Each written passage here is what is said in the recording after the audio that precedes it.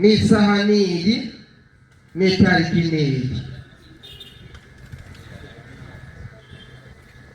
Tugiye gutangura rero wa mwanya n'ubu ngo tugiye gutangura ikigwa kidasanzwe, ikigwa ndetse ku badivantiste b'umunsi w'indwi, ari ikigwa basobanukiwe buri muntu wese ashobora kuhagarara hano ashobora kwigisha agashingira intahe Imana. Izina ry'Imana rihabwe icyubahiro.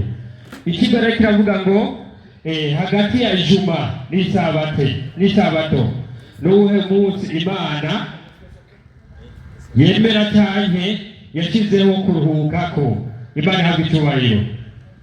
Ijuma ni umunsi w'Abisilamu, isabato ni umunsi Imana yashyizeho nk'ikiruhuko. Ijuru n'isi uwo munsi baruhukako. Rero tugira tumenye itandukaniro hagati y'uwo munsi n'uwo munsi Abisilamu bemera uwo munsi wa gatanu, natwe umunsi w'isabato. Hamwe n'ibyo rero tunyarukije reka duhagurutse umwigisha mu mwanya wiwe iminota 30 kugira ngo asobanure cyangwa asigure cyangwa yumvishe atahuze abantu bose bari hano bamenye isabato n'iminota 20. Bamenye isabato icyarico, bamenye n'umunsi wa ijuma icyarico. Hamwe n'ibyo rero reka dukoreshe iminota 20 kugira ngo tugende neza, kugira ngo tuze gutanga uwundi mwanya ukwiye. Hamwe n'ibyo umwanya uracyariho, mwigisha shika cyuma rero kugira ngo ibintu bishishikare kuryoha, kugira tumenye itandukaniro. Mwenye kiti wabyumvise, ndabona na shehe yamaze kubyumva ko ari ku isabato. Turuka isabato twese.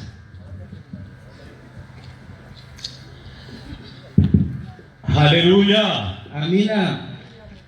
Reka tumanze twongere dushime Imana kubera ko Imana yemeje ko tuboneka muri iki kibanza kandi duhumeka turi bazima. Twongera dushime Imana ku bashitsi bacu. Imana yabakuye hari iyo baba bagafata imiduga bakaza kugira ngo baze tugiranire iki kiganiro. Nk'uko twabivuze, iki ni ikiganiro cy'amahoro kitarimo ibintu by'inzigo, ariko inzigo zibera mu bitambo hagati y'umunsi wa ijuma, ni ukuvuga umunsi uno munsi Abayisilamu basengerako, n'umunsi w'isabato. Nuwe munsi Imana yatanze nk'itegeko kugira ngo abantu bawuruhukeko kandi bongera bayisenga. Nuwe munsi kuko ibyo biri mu bitabo. Musomaji, naam, twagiye usomere mu Migani igice cya 14 umurongo wa 12. igitabo cy'Imigani igice cya 10 na kangahe mwarimu? 14 turasoma mu izina rya Yesu. Ubarikiwe. 14 uke Migani 14 hari umuntu yibwira ko ari nziza, ariko amaherezo yayo ni inzira ishikana mu rupfu. Hariho inzira abantu bibwira ko ari nziza mu bijanye n'agakiza, na cyane cyane nk'uko twabibwirizwa abazoza mu ijuru. Hari umuntu yifatira inzira akibwira ko iyo nzira ari nziza, ariko amaherezo yayo ni mu rupfu. Turaza kuraba nimba ijuma ari umunsi Imana yatanze n'itegeko, ugasanga atari yago bari inzira atariyo. Musomaji, naam, Yeremiya 6:16. 6:16 Yeremiya aravuga ngo iki? uku niko Uhoraho agize, ati muhagarare mu mayira, ahantu duhagarara gake kaba, mwitegereze mubaze inzira za kera, inzira nziza iyo ariyo, abariyo mujyana namwe muzoronka uburuhukiro bw'imitima yanyu. Kuchimba rero cy'uwo munsi turagomba kumenya muri izo nzira iyo shikana abantu kugakiza kandi bigatuma bazoshobora no kuja mu ijuru niyihe. Imana imaze kurema irarema byose ihera ku munsi wa mbere iragenda irashikana no ku munsi ugira gatandatu. Kandi ababene wacu ntibahakana ko Imana yaremye isi n'ijuru n'ibirimo byose mu minsi gaye gatandatu. Qur'ani 54. Qur'ani 7:54. Nimba Imana muri Qur'ani yawe yavuze ko Imana yaremye ibintu mu minsi itandatu, ku munsi w'indwi yakoze iki? Turabize ku munsi w'indwi ingene bimeze. Ingene ibyo yakora iki? 54 haravuga ngo hakika Mola wenu ni Mwenyezi Mungu. Mwatangeka ngo Imana yanyu ni Mwenyezi Mungu aliyeziumba mbingu na ardhi kwa siku 6. Imana yanyu, Imana yacu yaremye isi n'ijuru mu minsi gaye itandatu. Mu minsi itandatu. None ku munsi w'indwi iyo Mana dusome muri Qur'ani yaciye ikora iki? Hano icyo ni ikibazo cya mbere. Ku munsi yaremye mu minsi itandatu. None ku munsi w'indwi yaciye ikora iki? Ku munsi w'indwi yaciye ikora iki? Ikibazo ni cyiza. Ni icy'umwarimu. Ni ukuvuga ngo tumaze kugenda tukamenya ko Imana yaremye mu minsi itandatu, dusomere mu Itanguriro 2:1-3. Turasoma mu izina rya Yesu. Ubarikiwe. Ijuru n'isi binonosokwa kurema bo n'ibirimo byose by'isinzi. Isi n'ijuru binonosokwa kurema bo n'ibirimo byose by'isinzi. Ku munsi ugira indwi. Imana inonosora ibikorwa byayo yakoze. Imana iranonosora ibikorwa byayo yakoze. Iruhuka ku munsi ugira indwi. Ibikorwa byayo byose yakoze. Turagomba kumenya rero uwo munsi ugira indwi witwa iki? Ariko hepfo hari amajambo aryoshye. Nayo yavuga nuko Imana ihezagira uwo munsi w'indwi. Iraweza. Nimba rero Imana yarahezagira umunsi w'indwi ikongera ikaweza, wewe umwana w'umuntu utituraho ubwo bweranda Imana yashyize kuri uwo munsi. Wowe ubukuraho gute?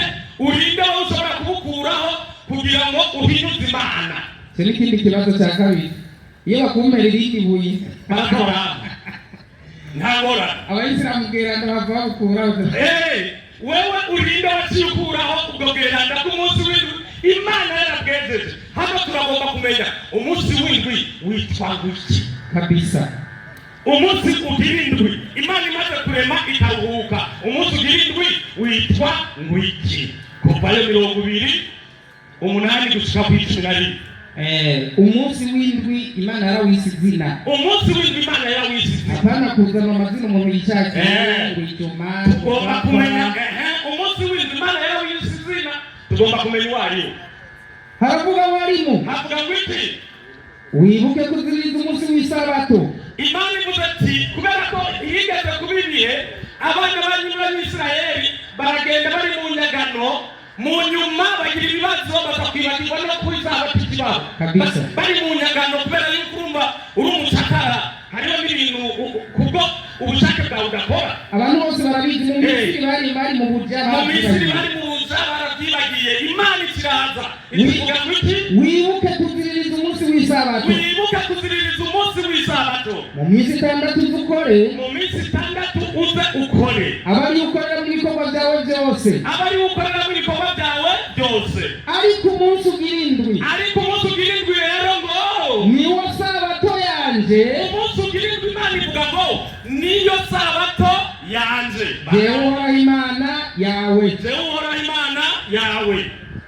Tubandanye 11 wahejeje. 11 havuga ngo kuko iminsi itandatu ariyo Jewe uhoraho yaremye ijuru n'isi. Kuko iminsi itandatu rero yaremyemo isi n'ijuru. Umviriza muri Qur'ani 7:54 twabonye ko Imana yaremye isi n'ijuru n'ibirimo byose mu minsi gahe? Mu minsi itandatu.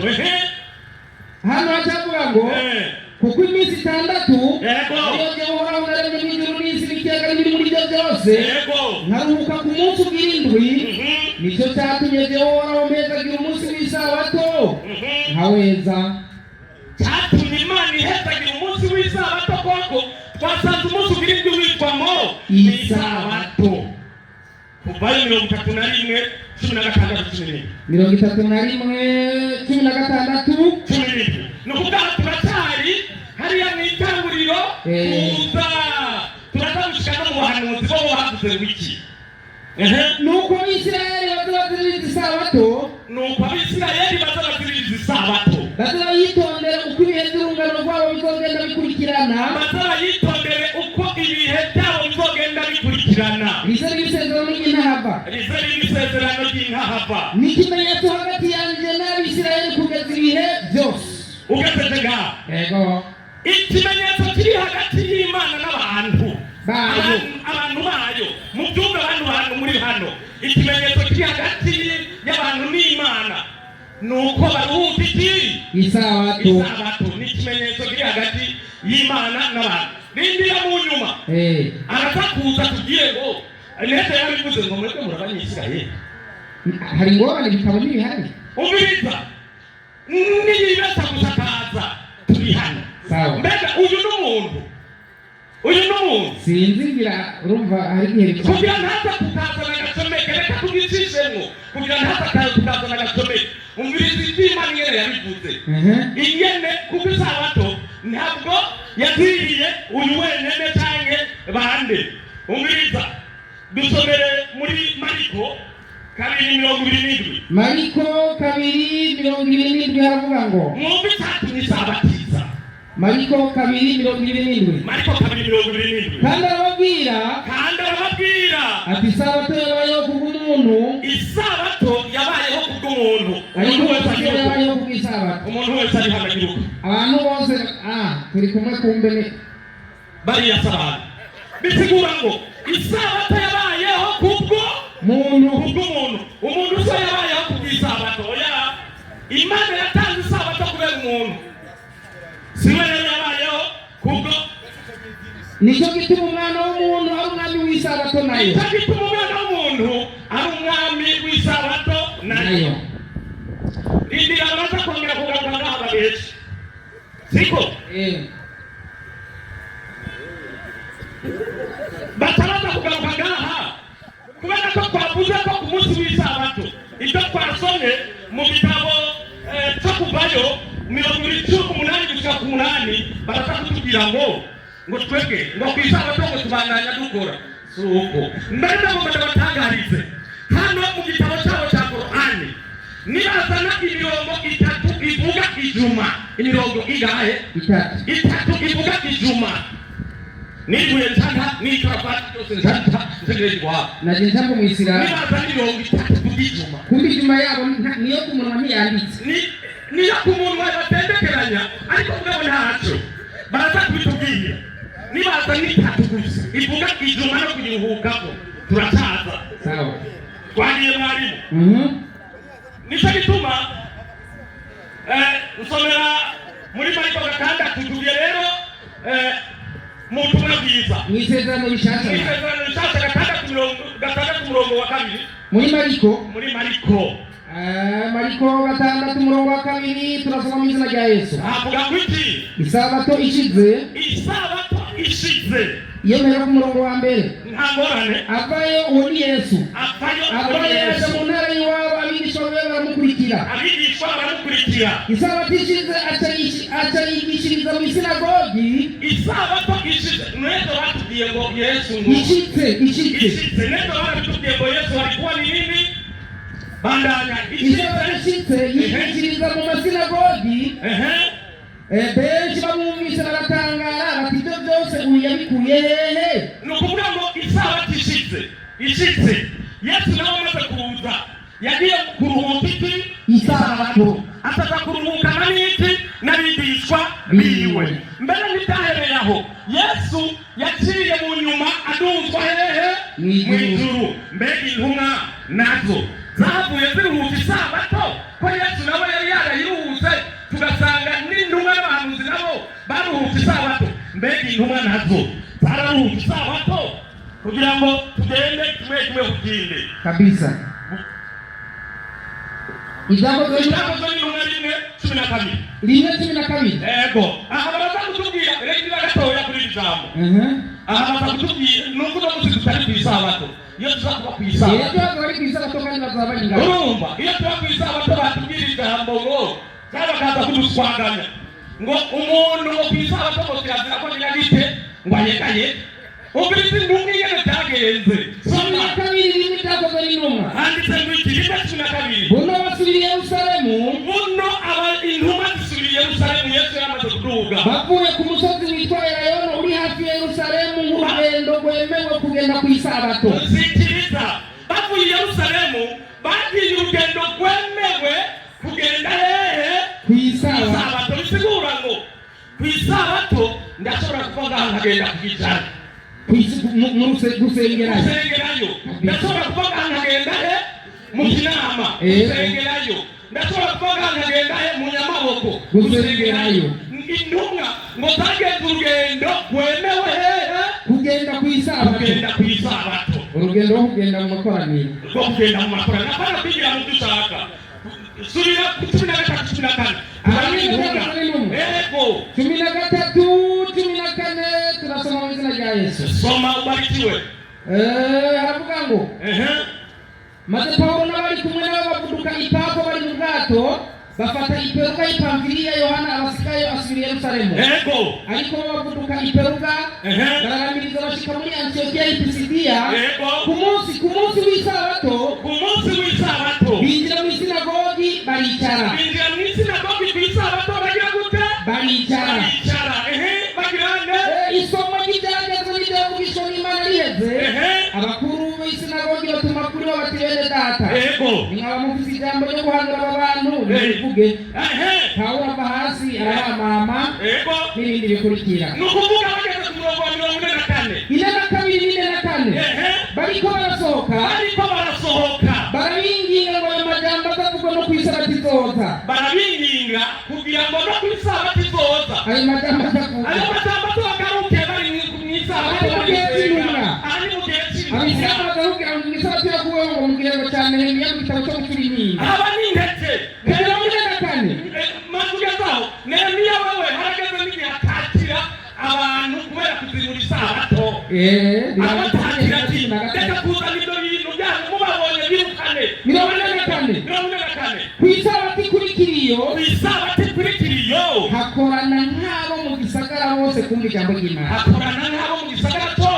kumva ijambo ry'Imana haleluya amina aho nari nkiri muri Bibiliya niyo nari nkiri tugende rero kuko Bibiliya ijanye n'isabato ndayikuramo amajambo arenga 125 avuga isabato mugabo Korani ninakura yo makeza gukura yarenga 7 bisigura kirere reka twinjire muri Korani sawa tugende Korani 16-124 ubusobanuro bwa Korani 16-124 twumva ubusobanuro bw'isabato muri Korani isoma muri Korani tukufu haravuga ngo isabato ifise uko yitwa nuko ivugwa biranditse neza 6-124 maelezo aho ni muri Korani wala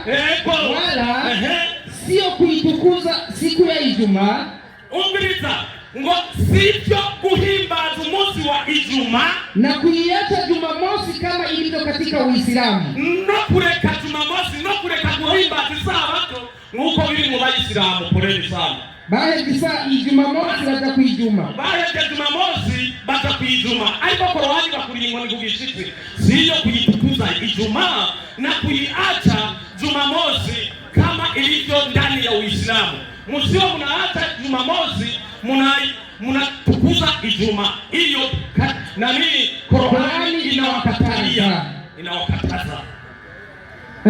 Korani kaneza siku ya Jumamosi nukuvuga ngo umunsi w'isabato ushika unamusi wa gatandatu niyo siku ya sabato umviriza mwatumvise rero iyo ni Korani ngo umunsi wa sabato cyangwa w'isabato niwo munsi w'isabato yani siku ya Jumamosi niwo munsi w'iki w'isabato abantu barazi yuko Jumamosi ari samedi barabizi Jumamosi ari samedi nuraheza abana nyavuga ngo kwa sababu ya kuitukuza, kubera yuko ariyo guhimbaza, haikuwamo katika sheria ya Ibrahimu. Wewe gezaho kubera yuko ariyo guhimbaza, bisaba ko abantu bose n'abayisilamu barimo bahimbaza Jumamosi ariwo munsi w'isabato. Twagiye 4:156 kane 4:154 ubusobanuro iyo tukufu yo 4:154 cyane fatiyone ntuzenye iyo takatifu ye hose nico kimwe. Oya sise kimwe bagiye bapanga nyine ubusobanuro bwayo ibyo n'utomoye bapangura, ariko ntacyo hose harayo turasoma amatwi y'abantu arumva. 4:150 genda aho 4:47 ubusobanuro 4:47 haravuga ngo iki ubusobanuro muri yapewa kitabu ngo mwebwe mwahawe igitabu, aminini tuliyoyateremsha ngo mwemere kisha yale yaliyo nanyi, ngo mwemere ibyo twabamanuriye byemezanya n'ibyo mufise, kabla hatujageuza nyuso tukazipeleka kisongoni, ngo tutarahindura amashusho yanyu tukayahindukiza karaba inyuma mukaba nk'ibihumbi, au kabla ya kuwarani kama tulivyowarani watu walioharibu utukufu wa Jumamosi, cyangwa tukabavuma nk'uko twavumye abantu bakengereye iki isabato. Na amri ya Mwenyezi Mungu mubiriza ngo itegeko ry'Imana nihakarigira gute lazima kufanywa, ikogwe rishitswe mu ngiro. Iyi Qur'ani karimu Qur'ani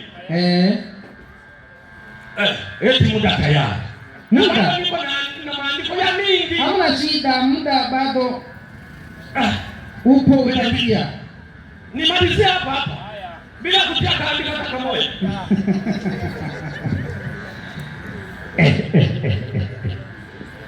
Mumbabarire gato hari urundi rubuyinkeneye umwigisha avuye ngaha asiga ibibazo. Aha hari ibibazo byagiye bibazwa mu itanguriro no mu Qur'ani, hagiye habazwa ibibazo bitandukanye. Mu itanguriro hatubajije ngo Imana yaremye mu minsi 6, mbega umunsi ugira 7 yawise gute? Ngururo twamuhaye sinzi ko hava rumva imbere. Hama batongera mubaza ati yerekana mu Qur'ani imirongo 3 yanditsemo ijuma. Yemwe cyo kibazo cyoroshe cy'abagenda ngururo rubuye. Mwarimu ndamukuye ngaha yarafite byinshi agomba kuvuga, ariko kubw'ibyo hari imirongo myinshi cyane. Mwenyekiti karibu. Kikigwiti hasi ni hatari watu nayo pale hatari. Assalamu alaikum warahmatullahi wabarakatuh. Shimwe nangere libere Allah subhanahu wa ta'ala. Pastor nokuri ndamusabira amashi, mumuhe amashi. Niba mumukunda nokuri yigishije mumuhe amashi, kuko umupastor n'igitinya namukunda. Iyo ku munsi wejo wamuzana hano ndakubariye ariko tukati nukuri byasi murongo wawe abakristo bazoga mu ijuru. Uyu ariko bipo kubera aravuga mugabo rero amabuye nakudutera kibazo kirabazwa mzize ntihaza amabuye mugabo ntera amabuye ku rusengero. None bimeze neza n'abasilamu hariya batange kwitandiye ingene bimeze neza. Urayo tawiri kirigera nuko nyene niyi nyene usanga tugana batari bose ni munsi ni nyene tose yinji. Hama ikirwa n'ukuri umwarimu akwenga yigishije mwabyumvise.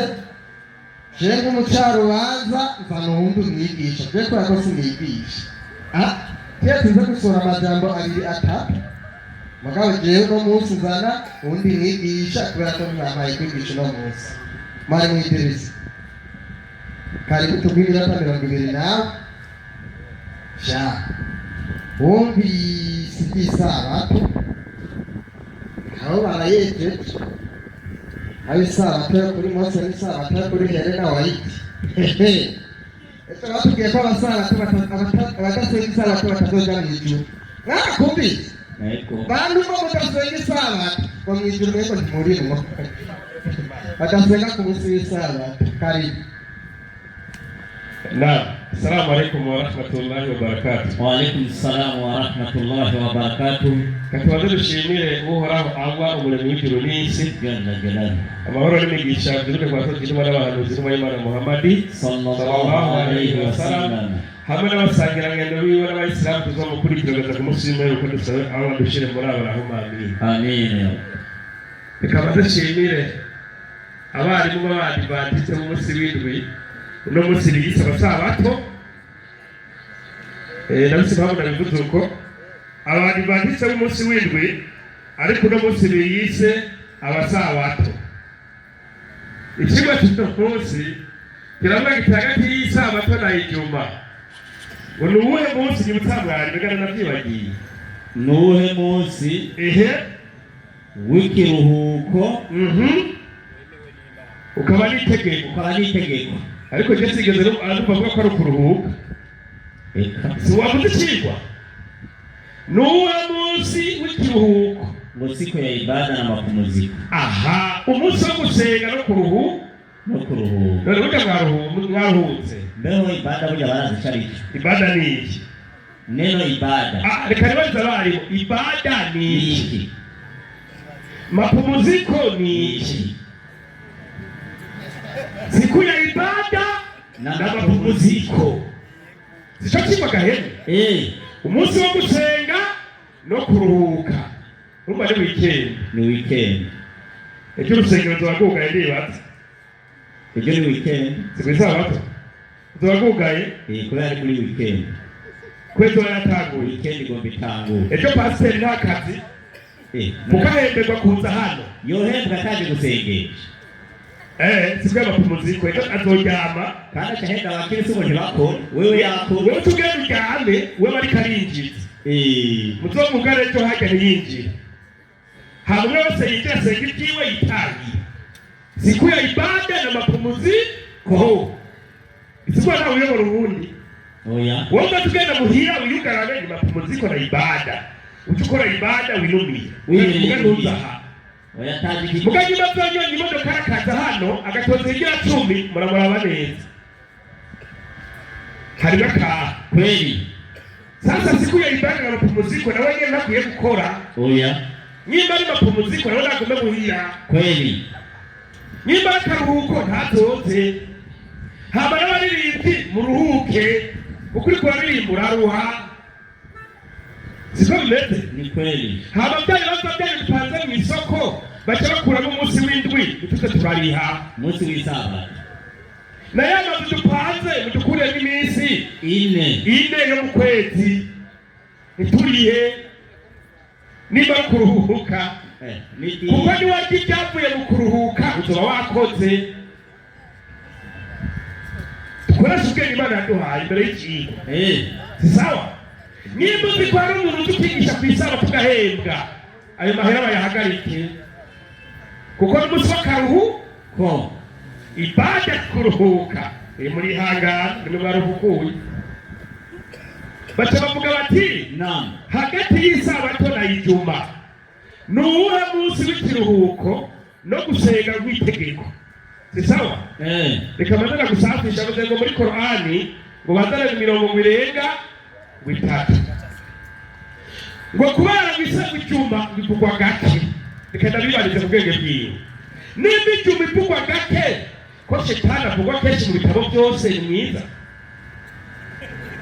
dukoresheje ubwenge bwawe kuri ubwenge bw'iwawe shetani avuga inshuro nyinshi gusumba n'inshuro nyiri Imana ivugwa muri Bibiliya ni mwiza muramwemera burya minsi yose ikintu giteza ikibazo nicyo kivugwa cyane kiravugwa iyo habaye ikibazo ikintu giteza ingorane mu isi kiravugwa cyane uzaba n'ibintu bya shetani bihurumbirwa n'abantu benshi kandi babivuga kenshi ijuma rero kubera ari mweranda muri Korani kugwa rimwe kubera ari mweranda 6:9 Korani kandi nakuja kuryama Qur'ani 32 murongo w'icenda. murongo w'icenda. Mbanje kwikinga kuhoraho andinde na satani yavumwe.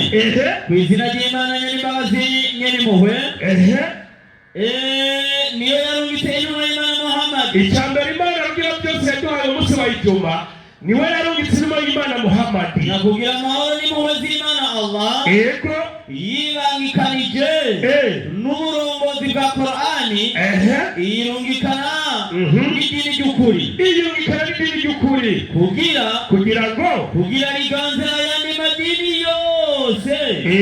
Naho byose avuga babangikanya Imana. Yemwe bene Imana. N'intumwa yayo. Bakubahiriza n'amabwirizwa yayo. Mbega ndabereke urudandazwa. Uri kusobatariho. Sura turi ijuma aya 9. Nagezeho. Harana yagira hati. Nimwumva umuhamagaro. Emwe bene Imana Allah. N'intumwa yayo. Tukubahiriza amabwirizwa y'Imana. Nimwumva umuhamagaro w'isengesho. Ku munsi w'ikoraniro. W'ijuma. Murashoka munyaragasa kuja gusenga. Kumviriza inyigisho. Inyigisho. Muheze mureke. Kugura no kugurisha. Uwo mwanya w'isengesho ugeze. Muheze mureke kugurisha. Kugura no kugurisha ibidandazwa. Hamwe n'ibindi byose bisamaza. Nawe niwaza hano. Zana umurongo kuguruzuye. Kuri umunyabwenge. Si sawa? Zana umurongo uvuguruzuye. Nimbura umunyabwenge. Kubera ko mwari w'umunsi wa ijuma. Wewe yacenzanira isabato acagereka ko Imana ngo yaremye guhamira ruhuka. N'umuntu yaremye ku munsi wa ijuma. Hari byo yarazi. N'agaciro dufise abantu bose mwaremye ku munsi wa ijuma. N'umunsi ukomeye umuntu yaremewe ko kweli. Ibyo nta nibyo bazi. Itanguriro 1:23. Itanguriro 1:23. Hari ibyo bazi basini ya Mungu. Akanako yari bwumva. Oya rugamba mbere. 23. Buragoroba buraca. Uwo n'umunsi ugira gatanu. Ubizi byabaye. Imana iravuga. Atisi. Nizane ibiri n'ubugingo. Mukamoko yavyari. Ibiri n'ubugingo bindi kwikoko byari byavuzwe. Ni jewe nawe. Zibitungano. Ziri kwegida hasi. Bandanya. Ibikoko byo mw'isi. Mukamoko yavyari. Ibakuno. Nuko Imana irema ibikoko byo mw'isi. Mukamoko yavyari. Ku munsi wa gatanu. N'ibitungano. Mukamoko yavyari. N'ivyikwega hasi byose. Mukamoko yavyari. Komeza. Imana ibona ko ari byiza. Imana iravuga iti. Kuri wa munsi nyene. Wa gatanu. Turema umuntu. Umuntu. Kumbe umuntu yaremye ku munsi ugira kangahe? Gatanu. Abahisemo tugasenga ku munsi ugira kangahe? Gatanu. Inguma ivuti. Ariyo mu juma. Kubera iki? Itegeko ry'isabato ryari bwaze. Imana imaze kurema umuntu imurema ku munsi wa kangahe? Wa gatanu. Ni nawo munsi Imana yacitugira ko abayisilamu duhurira ko kugira ngo twibuke. Ni umunsi mukuru wawo twaremewe. Kweli kabisa. Niwagira ngo ndazi. Aho ndashizemo akantu. Sasa tumaze kwitwa umuntu. Ndiyo. Imana ikiduha amategeko mw'irema. Kweli. Itanguriro 3:15. 3:15 igitabo cy'itanguriro. Nzoshira inyama hagati yawe n'umugore. Imana imaze kurema ikigo muri Bibiliya. Iyo si Qur'an. Ndabutse impamvu ndabajanye muri Bibiliya. No hagati y'urubyaro rwiwe n'urwiwe. Ruzogukomeretsa umutwe. Nawe uzorukomeretsa igitsitsi. Kandi abarira uwo mugore ati. Imana ibwira uwo mugore. Nzogwiza rwose umubabaro wawe ufise inda. Nzokamuvyara abantu babara. Rindira. Umusabato aragenda kubyara ku isabato akagenda aratwenga ninde. Igise kimufasha. Ko muruhuka. Nimba ari kiruhuko. Ko mwaruhutse. N'uyu mubyeyi w'umukirisu w'umwadivantiste ku munsi w'indwi ku isabato igisha kimufasha kiya kubyagendera twenga adoze urutoki. Ariko mwarimu nta musabato abyara ku isabato kubera Imana yari bayaruhuye. Ibisinziriye ni mubyara n'uwabyara yoca. Aho turacyari mwireba kuko ari bagiye kugibyo mwireba barabisimba. Yabisimbye ntiyabikuze uko biri.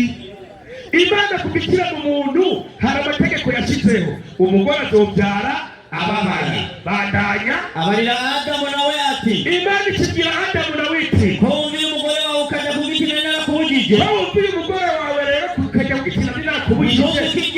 Ntutukigeko uzaniye isi umuvumo. Uzaniye isi umuvumo. Umviriza uzokwamurya ibivamwo. Uzokwamurya ibiva mu isi ubiruhiye iminsi yose yo kubaho kwawe. Ubiruhiye mwebwe isabato murarya. Oya ngo ntibarya. Murarya kandi batakoze. Murarya mutakoze mutivuye aho murabasuma. Imana kubwira mu muntu yagutegetse ko azorya abanje kugira gute kuruha. Ibaza n'umugabo ngo n'umudivantize cyangwa wajyanye ku isabato abana bakarara ubusa. Ujya amazi mu nzara yose ayo mwitega nani. Urumva ku isabato igira itangu. Biragira. Urumva ikibazo cyo tugira mwemurya gute ko Imana ategetse ko umugabo ku isabato yakoze.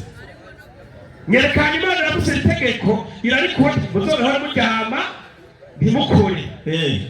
Ikibazo bagize n'ikihe mwarimu bagiye ku mategeko y'abandi bayita rwabo. Imana rero twebwe nk'abayisilamu turazi abo yahaye isabato si mwebwe. Abo Imana yahaye isabato naba bakurikira ubyumvirize nawe yanabisomye. Usubira mu byagezwe 5:15 gusubira mu byagezwe. Igitabo cyo gusubira mu byagezwe igabane cya 5:15. Abahawe isabato mwebwe abarundi nimurimo genda murinde mukore munyonga imodoka ku isabato murundi mufungura. Inyandiko y'ibiti reka guteza ubukene mu gihugu. Nawe wibuke ko nawe bari mu buja mu gihugu cya Egiputa. Nawe wibuke ko bari mu buja mu gihugu cya Egiputa. Jehova Imana yawe nakukujeho ukuboko kw'inkomezi kandi kubanguye. Jehova Imana yawe nakukujeho ukuboko kw'inkomezi kandi kubanguye. Icyo cyatumye Jehova uhoraho. Icyo cyatumye Jehova uhoraho mbikugera kuziririza umunsi w'isabato. Wewe mu bari bafungiwe kwa Farawo wewe wari uri muri mwebwe uwagiye mu buja adoze urutoki. Umuntu atwara mu buhungiro kwa Farawo agira uko nimba atari amacana niba atari ibindi bintu murondera mu isabato mwebwe murimwo wabaye mu buja ntadoze urutoki. Abantu ku magorwa barafise mu nzu kwa Farawo Imana imaze kubakurayo yabahaye ikiruhuko. Imaze kuba ikiruhuko ibaha n'itegeko kandi iryo tegeko ntiryabana abandi baratari abantu bari mu buja. Ni nk'uno munsi abari mu makambi y'impunzi abarinduta nk'ubu abarinduta muri Tanzania cyangwa bahaba mu Rwanda amategeko abagenga twaratura cyangwa agenga abanyarwanda bahungiye niyo ntibajya ibyapaba bararindira ya magaramba ko bayahabwa. None abo turi mu gihugu tudafunzwe tutari mu cyangwa bari mu mpimba amategeko y'abari mu gasho mu mpimba niyo mategeko y'abari ngaho mu gisagara. Abandi rero kwa Farawo nibo bahawe amategeko yo kuziriza umunsi w'isabato. Imana ikibaha n'ibyo bajya 16:9 itangurira kwanya harakuba kuva 16:29 yarutsa. Inyandiko iragira ikigira ngo iki mucyumvirize neza nimusure kutugora nimutugore. Inyandiko iragira ikigira ngo iki raba Jehova uhoraho ko nabaye isabato. Bamwe bari mu buja kwa Farawo Imana yongerera itegeko ati nabahaye umunsi w'isabato. Icyo cyatumye bahita kujya iminsi 2. Icyo Imana bahita kujya iminsi gari 2 kuwa gatandatu. Ku munsi wa gatandatu umuntu wese naguma ahari mutonda wabere kweje baguma muhira gimara basabato. Oya niyagera bari hano ntibava nimutuvana saa 12 no munsi niyagera mukicaye hano izo bitanguye guma hage murara bahawe itegeko tugigeze hagarara aho nyine mu ruhuko. Ntihagire umuntu yegayega ku munsi w'indwi no kwikoma ntibari batemerewe. nuko ku w'indwi abantu bararuhuka. Oya barambwira aho bakuye ibyo bivuye mu ijoro nimujya gusaba gusoma nta nubwo basenga bararuhuka. wumva ari gusenga ni mapumziko tu. Ibada ab'inzu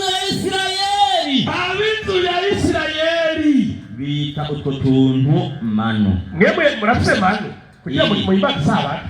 bikanumve n'ukuntu dusa yarindira turanyereka irangi ryaha yarindira kenda gahoro sawa ndio rero mu bantu bahawe itegeko ry'isabato ryo gusubira kwishyiramo acagenda muri Bibiliya mwa muri Yeremiya 14:12 Yeremiya niho yahereye murengeye ku byavutse Yeremiya 15:12 yego inyandiko iragira iti igira ngo iki iyo bisonzesha 14 imigani 14:12 sawa kabisa 14:12 imigani 14:12 inyandiko naho irababwira ngo iki hari inzira umuntu yibwira ko ari inzira hari umuntu inzira umuntu yumvira ko ari inzira nziza yibwira ko ari inzira nziza ariko amaherezo yayo inzira ishikana mu rupfu iyo nzira rero nziza ni iyihe mbi ni iyihe mbi ya mbere n'abiyise abasabato ataribo kwera bigira abisirayeli ari abarundi ubukaragamubiri uri umwisirayeli wewe uri umwisirayeli kandi aremewe werindiriye tukwirukana mu gihugu cyacu 6:53 Qur'an 6:53 Qur'an 6:53 igitabo cy'Irandakora gerageza inzira y'ukuri pana zarazimira ngaho bafise inzira ari ego n'ukuri yayikuye 6:53 hagira muri iki biri mw'iryo rangi 6:53 niho ndi mwarimu yarutsa 6:53 hagira hati ego biri mw'iryo rangi nyene Imana Allah yabahaye ko umuyisilamu ariyo nzira yayo igororotse buryo inzira igororotse utari bizorondera n'ubuyisilamu akaba ari nayo nzira yanjye iyo niyo nzira igororotse y'Imana nategetswe gukurikira nimuyikurikire rero nyimukere inzira igororotse y'umuri w'Abadivantiste baz'umuyisilamu n'uzowubuze inzira igororotse kandi ntimuzohirahire ngo mukurikire inzira z'ubuhumyi nimwiza muhirahire ngo mukurikire inzira z'ikinyoma uriko uraza kwigisha abantu hano ngo musabato inzira z'ubuhumyi bwa shetani izo ni inzira za shetani ngo zibateshe inzira y'Imana Allah aca bagenda muri Qur'an wagiye kwerekana ngo bazire isabato 4:47 4:54 hasi cyarahakwenda bazisomaho nyene 4:54 nyarutsa 4:54 hagira hati yego n'igihe badohoka ku isezerano bahawe abantu rero bari barahawe isabato harageze igihe baradohoka ku isezerano Imana yari yarabahaye ryo kubahiriza ibiri muri Taurati imbere aho kubahiriza ibiri muri Taurati ngo bagumaho bari isabato igere bavaho bari abo batora ibitari bagiye kuririmba twarera uyu musozi Turi Imana yakiyerera umusozi witwa Turi wakubita hejuru yabo dushoka tubabwira tuti Imana ikibabwira ngo iki nimwinjire rero mu gisagara ceranda ca Baitul Muqaddas nimwinjire mu gisagara ceranda cyo muri Palestine Baitul Muqaddas mwubamiye Imana Allah n'abaye abasilamu mwicishije bugufi muri abayisilamu baraheza binjira bakurura ikibuno hasi kubera itegeko Imana ryasohotse kugira ngo abasilamu twarababwirije kandi duti ntimurenge kwibwirizwa ryo kutaroba kw'isabato baraheza barariyengako babandi bari barahawe isabato baca baraga itegeko ry'Imana baja kuroba twaranabahaye irindi sezerano Imana ibongera isezerano rigira kabiri rihambaye bararidohoka naryo nyine barirengako abayahudi rero twarabavumye Imana ikirabavuma bitewe n'uko n'ububwenguru bw'Isirayeli kakwabihe caka imvume cyo mukaryosha bitewe no kutubahiriza isezerano bahawe bivuye nuko mutubahiriza isezerano mwahawe kugaragariza aya kuko mwaragaragaje amajambo y'Imana n'ibyemezo by'Imana aho byemeza ukuri n'ibyemezo byose byemeza ukuri mwarabigararije kw'intumwa zayo nuko bimeze kwica abavugishwa n'Imana baca bagenda kwica n'abavugishwa n'iki n'Imana kukarenganyo indira rero ibiriko barabasha abantu bemera Yesu singebwe nabo kubera Imana yabapfumye muri bipfumbe abantu mwitwa ngo muri Abayahudi mutariho muca mugomba no kwica n'abavugishwa n'iki n'Imana uwo n'umuco waranga abaho badohotse ku isezerano reka tubaze Bibiliya aba bantu bari nde Yohana 5:17 neza cyane bica intumwa z'Imana ku karenganyo akarenganyo gusa mutirenganya inyandiko iragira iti gwiki Yesu arababwira ati data arakora kugeza n'ubu. Abantu bararyama ku isaha. Nanjye ndakora. Data arakora kugeza n'ubu nanjye Yesu ngira gute. Nicyo cyatumye Abayuda yana abasabato barushiriza kurondera ingene bomwica. Yesu. Kuko atakengeye isabato gusa. Yesu kubera ko data arakora kugeza n'ubu Yesu nanjye ndakora ngo tugatumwice ngo yategereye iki isabato. Abanyene badanye. Uwo ni wo muco baranga. Yesu ati data arakora kugeza n'ubu nanjye ndakora. None ko Yesu yakora ku isabato mwe muruhuka nkaba nde. Waisilamu takbir. Allahu akbar. Nuko nyene ibintu bimeze. Urya musabato niyagaruka. Kumwe abantu n'abakobwa. Niyagaruka. Atwe kuzazanye karangamuntu. Oya gusa Mariya niyaza gukora amatohoza y'abamugandaguriye. Ndabonye tuzohera.